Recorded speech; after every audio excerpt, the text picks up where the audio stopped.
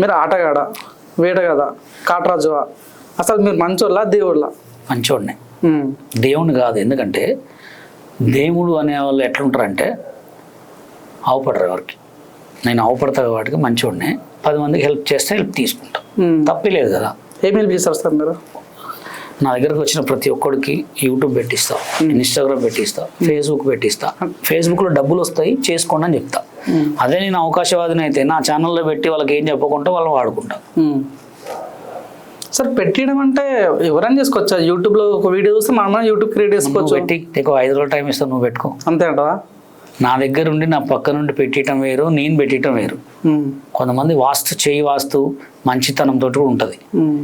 పెట్టిన తర్వాత ఇప్పుడు చాలామంది కూడా నా వీడియోస్ ఎందుకు పెట్టుకుంటా అంటే, నాకు సోషల్ మీడియాలో కొంచెం నా వీడియోస్ చూస్తే కొంచెం గ్రోతింగ్ ఉంటుంది కాబట్టి, కొంచెం కాంట్రవర్సీ ఫేస్ కాబట్టి కొంచెం వాళ్ళకి గ్రో అవుతుంది, పైసలు వస్తుంటాయి.